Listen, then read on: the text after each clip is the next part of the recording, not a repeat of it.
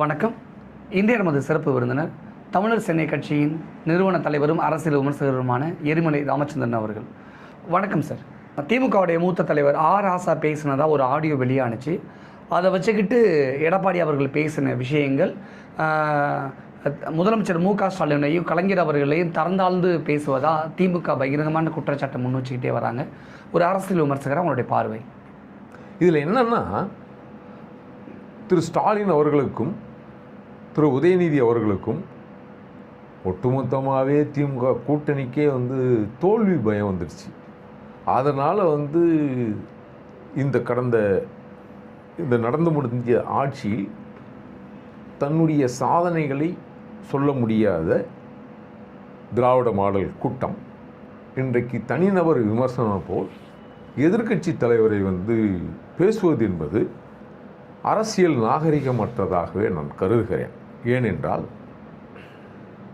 ஒரு நேரத்தில் திரு ஸ்டாலின் அவர்கள் தன்னுடைய தந்தை மறைவின் போது புரட்சித் தமிழர் அண்ணன் எடப்பாடியாரை தேடி கையெடுத்து கும்பிட்டு மெரினா கடற்கரையில் அடக்கம் செய்வதற்கு புரட்சித் தமிழரை பயன்படுத்தி கொண்டார்கள் என்றே நான் கருதுகிறேன். திரு அண்ணாவுக்கு முதல்வராக இருந்து மறைநீத்தார். அதற்கு அண்ணாவுக்கு பிறகு திரு காமராஜர் அவர்கள் முதலமைச்சர் தான் இருந்தார். அவருக்கு ஏன் மெரினாவில் முதல்வர்கள் அடக்கம் செய்கிற சமாதி இடமாக மெரினா இருந்தால் ஏன் காமராஜருக்கு இல்லை, ஏன் பக்தவச்சலத்துக்கு இல்லை, ஏன் ஜானகி அம்மாவுக்கு இல்லை அப்படின்ற கேள்வி இங்கே இருக்குது. அப்படி என்றால் தன்னுடைய தந்தையினுடைய அடையாளத்தை நிலைநிறுத்திக் கொள்வதற்காக சுயமரியாதை விட்டுவிட்டு சுயமரியாதை இல்லாமல் புரட்சித் தமிழர் அண்ணன் எடப்பாடியாரை சந்தித்ததனுடைய நோக்கம் மெரினா கடற்கரையில் தன் தந்தைக்கு இடம் வேண்டும் என்ற சுயநலத்தில் ஆனால் அண்ணன் எதிர்க்கட்சி தலைவர் அன்றைய முதல்வர் பெருந்தன்மையோடு அந்த இடத்தை அடக்கம் செய்வதற்கு வழிவகை செய்தார்கள்.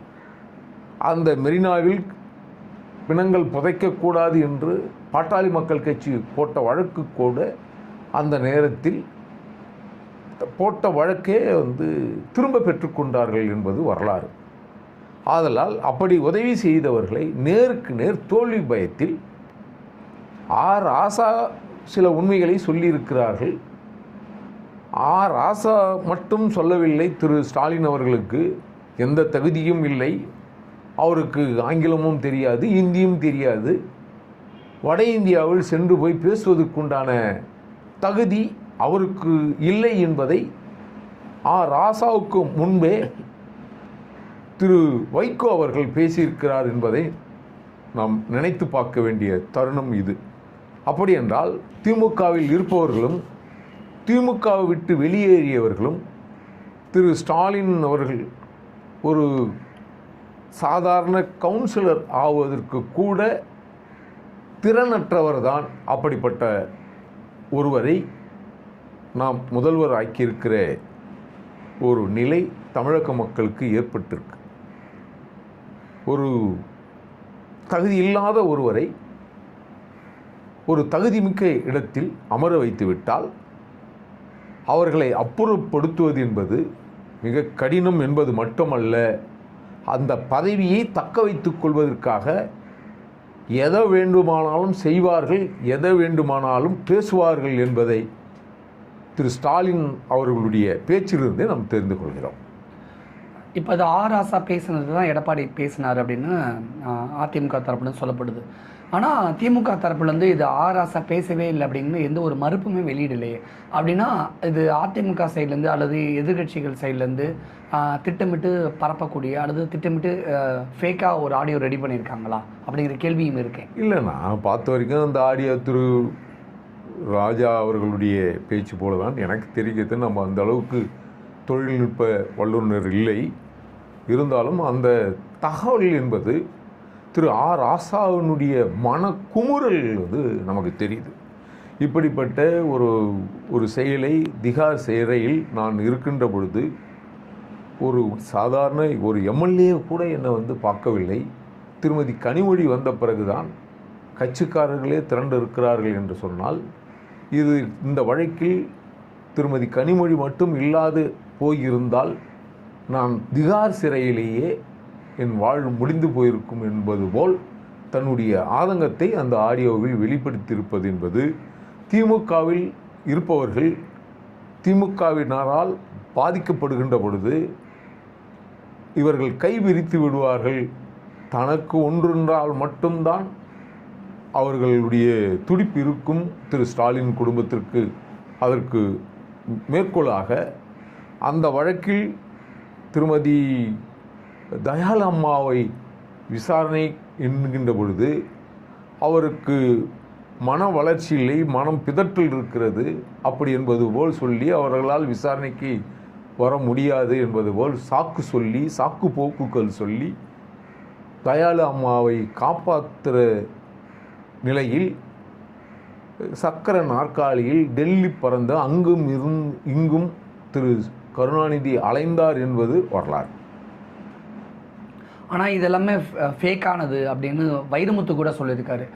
ஒரு காலமே கலைஞர் அவர்களை ஸ்டாலின் அவர்களை வந்து சிறைப்பிடிக்கவே இல்லை, சிறை வைக்கவே இல்லை அப்படின்னு திமுக தரப்புல இருந்தும் ஒரு வீடியோ வெளியிட்டிருக்காங்க.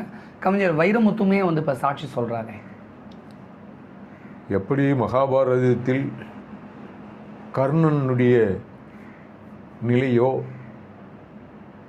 அதே நிலை ராசாவுக்கு இந்த வழக்கில் வந்திருக்கிறதாக திமுகவினுடைய லாபத்திற்காகவும் அவர்களுடைய பெயர் அவமானப்படக்கூடாது என்பதற்காகவும் திரு கருணாநிதியினுடைய மனை சிறை செல்லக்கூடாது என்பதற்காகவும் திரு ஸ்டாலின் அவர்கள் சிறை செல்லக்கூடாது என்பதற்காகவும் ஒட்டுமொத்த பழிகளெல்லாம் தன்னகத்தே தன் மீதே சுமந்தவர் தான் திரு ராஜா என்பதாக நான் கருதுகிறேன். அதுதான் உண்மையும் கூட. எடப்பாடி அவர்கள் இப்போ பேசுகிறது வந்து ஒரு அரசியலாக தானே பார்க்கப்படும். ராசா சொன்னது ஒரு பக்கம் கடுமையான விமர்சனத்துக்குள்ளதாக இருந்தாலும் கூட எடப்பாடி அவர்கள் அதையே இப்போ தூக்கி வச்சு பேசணுங்கிற ஒரு கேள்வி இருக்குல்ல.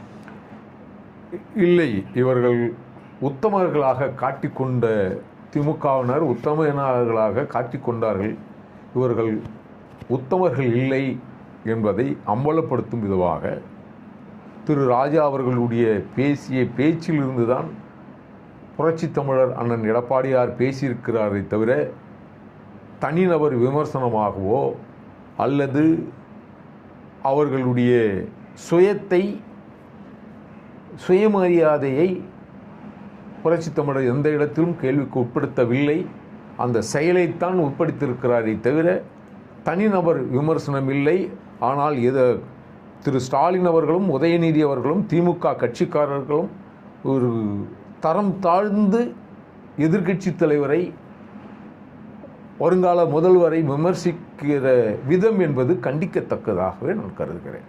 நீங்கள் சொல்கிறீங்க முதலமைச்சரும் உதயநிதி ஸ்டாலினும் எடப்பாடி அவர்களை கடுமையாக தரம் தாழ்ந்து விமர்சிக்கிறீங்க அப்படின்னு நீங்கள் சொல்கிறீங்க.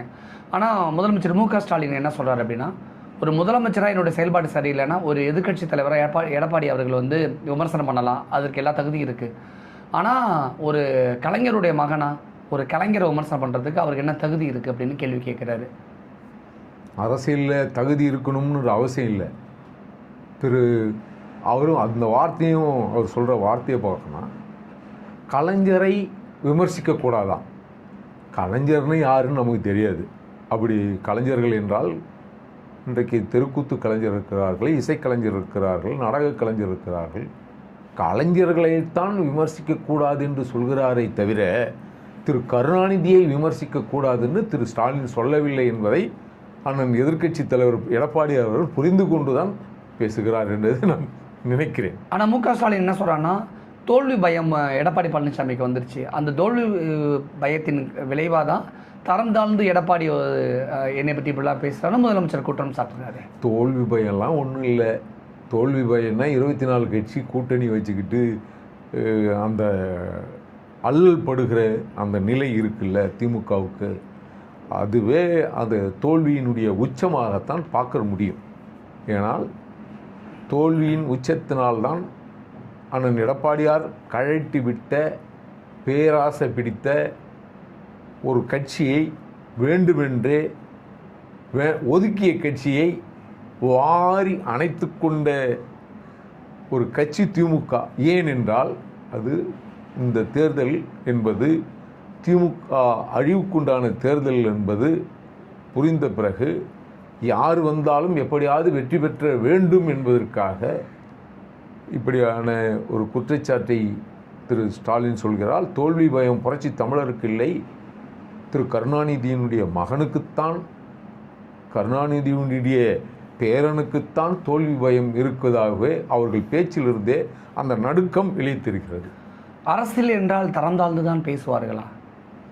திமுகவினர் எப்பயுமே தரம் தாழ்ந்து தான் பேசுவார்கள். அது பேச்சுக்கு காரணம் திரு சிவாஜி கிருஷ்ணமூர்த்தி போன்றவர்கள், அதற்கு முன்னாடி பேசிய தீப்பொறி ஆறுமுகம் போன்றவர்கள், திரு கருணாநிதியே பேசுகிற பேச்சுக்கள் எல்லாம் பழைய பேச்சுக்கள்லாம் எடுத்து பார்த்தீர்கள் என்றால் அவர்கள் எப்படி தரம் தாழ்ந்து பேசியிருப்பார்கள் என்பதை நம்ம வெளிப்படையாக தெரிய முடியும். ஆனால் புரட்சி தமிழர் அண்ணன் எடப்பாடியார் ஒரு காலமும் தரம் தாழ்ந்து பேசுகிற நிலையிலிருந்து வரவில்லை. சுயமாக வளர்ந்தவர், அனைவர் மீதும் அன்பு செலுத்துபவர்கள், ஜனநாயகத்தின் மீதும் நம்பிக்கை கொண்டவர். அதனால் தரந்தாழ்ந்து பேச வேண்டிய அவசியம் அண்ணன் எடப்பாடியாருக்கு இல்லை. அதனால்தான் திரு ஸ்டாலின் அவர்கள் அவருக்கு துரோகம் இழைத்து விட்டார், இவருக்கு துரோகம் இழைத்து விட்டார் என்று அண்ணன் எடப்பாடியாரை குறை சொல்கிறார். ஆனால் அவருடைய திரு ஸ்டாலினுடைய தந்தை எப்படி ஆட்சிக்கு வந்தால் யாரை தாழ்த்தியிருக்கிறார், திருமதி சத்யவாணி முத்துக்கு நிலைமை எப்படி இருந்தது, இதையெல்லாம் திரு ஸ்டாலின் எண்ணி பார்க்க வேண்டிய நேரம் இது என்று நான் சொல்கிறேன். தமிழக அரசியலில் நாகரிக அரசியலுக்கு வழியே இல்லையா அல்லது வேலையே இல்லையா? இல்லை, நாகரிகம் இவர்களெல்லாம் திமுகவினர் தான் நாகரிகமற்று பேசுவதை வாடிக்கையாக கொண்டிருக்கிறார்கள். ஆனால் அதிமுகவில் இருப்பவர்கள் பெரும்பாலும் அப்படி கொச்சைப்படுத்துகிற நிலையில் பேச மாட்டார்கள். அது இயல்பாகவே ஒப்பீட்டளவில் பார்த்தால் அதிமுகவினுடைய பேச்சுக்களும் திமுகவினுடைய கடந்த கால பேச்சுக்களும் இக்கால பேச்சுக்களும் எடுத்து வைத்து பார்த்துக்கின்றால் அதிலே திமுகவினர் தான் தரம் தாழ்ந்து மலிவான பேச்சை பேசுவதில் அவர்கள் வல்லவர்கள் என்றே நான் கருதுகிறேன். ராசா பேசினதா வெளியான ஒரு ஆடியோ வச்சு திமுக விசஸ் அதிமுகவுக்கு இடையே நடக்கக்கூடிய அந்த பிரச்சனைகளை பற்றியும் அந்த தரம் தாழ்ந்த அரசியலை பற்றியும் நிறைய விஷயங்கள் முன்னாடி வச்சுருக்கீங்க. பொதுமக்கள் சரியான முடிவு எடுப்பார்கள், நம்ம பொறுத்திருந்து பார்க்கலாம். நிறைய விஷயம் ஷேர் பண்ணிக்கிட்டீங்க. நன்றி.